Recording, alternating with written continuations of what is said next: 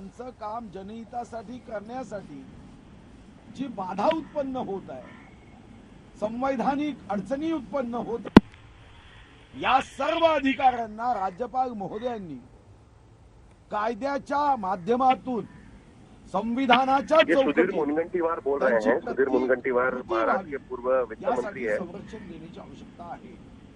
यासोबत राज्यामध्ये जो भ्रष्टाचार, जी खंडणी मागण्याचे प्रकरण आहेत, राज्य में भ्रष्टाचार और हफ्ता उगाई के जो प्रकार हो रहे हैं, सर्वप्रथम विधानसभेच्या व्यासपीठावर मांडलं, उसकी रिपोर्ट हमने सबके सामने रखी। प्रयत्न झाला।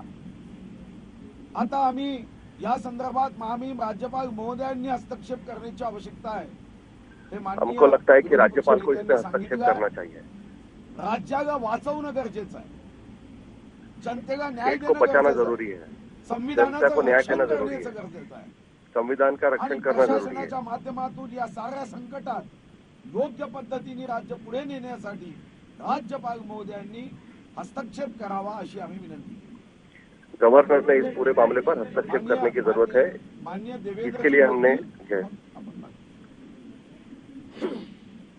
अब देवेंद्र फडणवीस बात करेंगे।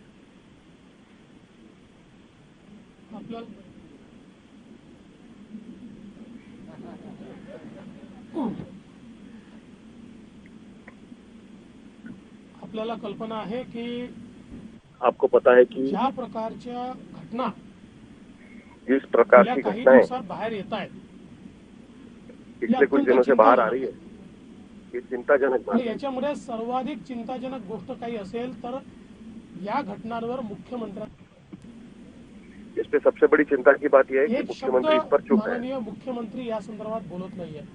उन्होंने इस पूरे मामले पर एक शब्द भी बोला नहीं। माननीय पवार साहेबांनी 2 प्रेस घेतल्या, पवार साहब ने 2 प्रेस कॉन्फ्रेंस ली, लेकिन दुर्दैव से पाठीमागे घालण्याचाच प्रयत्न त्यांनी केला। लेकिन उन्होंने कांग्रेस छुपाने की कोशिश, ही तर अस्तित्वहीन दिसते है। कांग्रेस पार्टी तो अस्तित्वहीन दिख रही है। ये पूरे भूमिकाच में उनकी भूमिका ही नहीं है। दिल्लीत काहीतरी बोलतात, इथे वेगळं नेता बोलतात, दिल्ली में कुछ बोलते हैं, इधर कुछ बोलते हैं।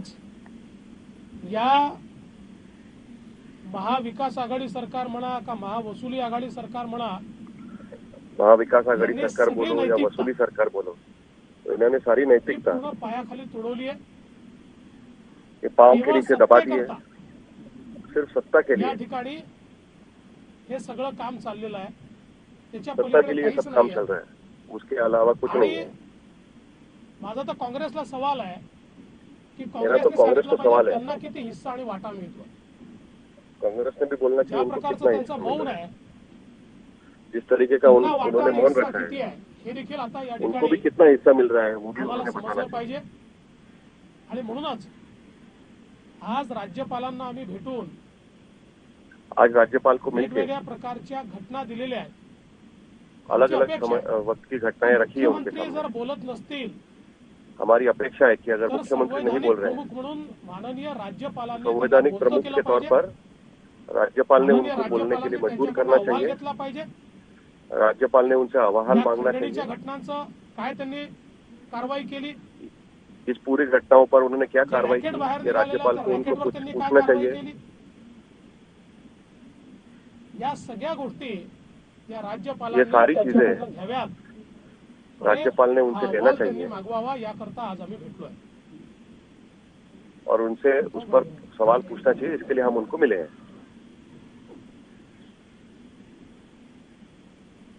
महाराष्ट्र में अब हिंदी में बात कर रहे हैं। जिस प्रकार की घटनाएं हो रही है, चाहे पैसे की उगाही की घटना हो या ट्रांसफर्स का रैकेट हो, ये सारी घटनाएं दुखदाई है, आश्चर्यचकित और अचंभित करने वाली इस प्रकार की ये सारी घटनाएं महाराष्ट्र में हो रही है। किंतु इसमें सबसे आश्चर्य की बात अगर कोई है तो वो है मुख्यमंत्री जी का मौन। इतनी सारी घटनाएं होने के बावजूद महाराष्ट्र के मुख्यमंत्री जी ने उसके ऊपर एक बयान भी नहीं दिया। पवार साहब ने 2 प्रेस ली, किंतु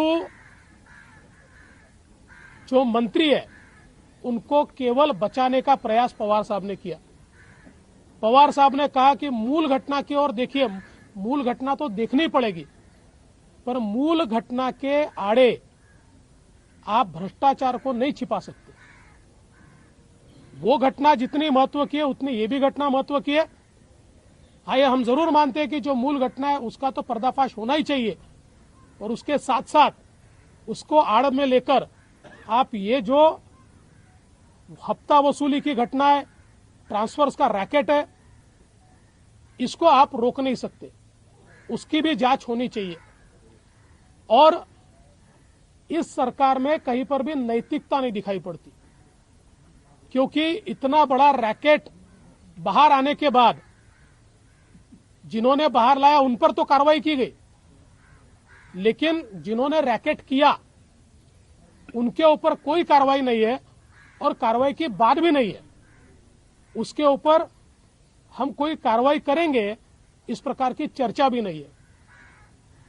और इस महावसूली सरकार में कांग्रेस पार्टी का क्या अस्तित्व है हमको तो समझ में नहीं आता, पर यह ध्यान में आता है कि शायद ये जो हफ्ता वसूली हो रही है इसमें बड़ा हिस्सा उनको भी शायद मिल रहा होगा, इसलिए वो मौन है, वो कुछ कह नहीं रही है।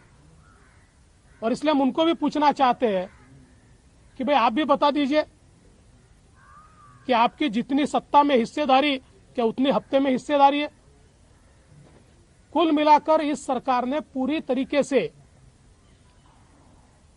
नैतिकता को छोड़ दिया है, लोकतंत्र को छोड़ दिया है, और मनमानी हम सरकार चलाएंगे, हफ्ता भी वसूल करेंगे, ट्रांसफर का रैकेट भी करेंगे, और ये सारी चीजें होते हुए कोरोना की ओर तो इस सरकार का ध्यान ही नहीं है।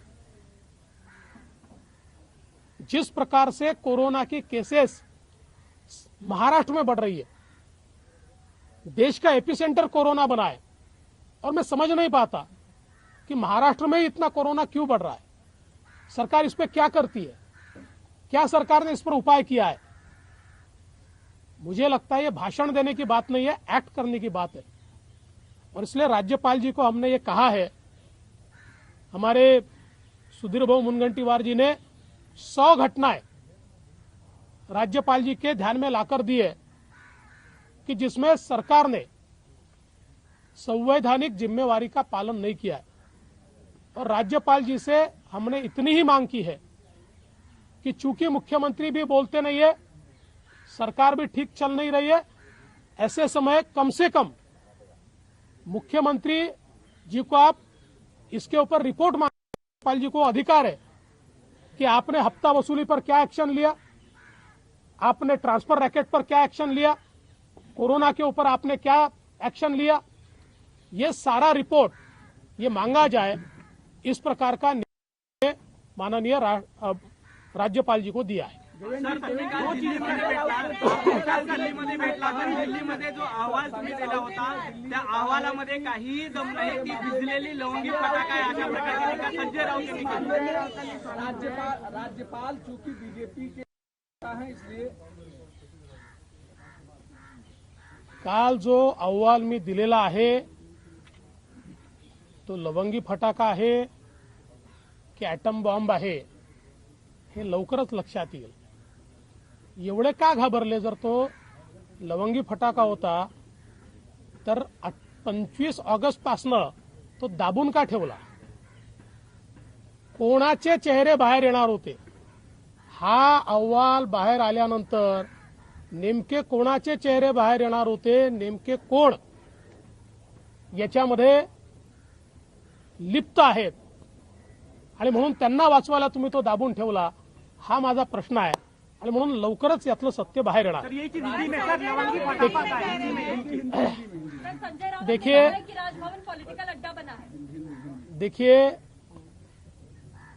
ये जो रिपोर्ट केंद्रीय गृह सचिव जी को दी गई है, ये छोटा फटाका है या बड़ा बम है, ये तो जल्दी ही सामने आएगा।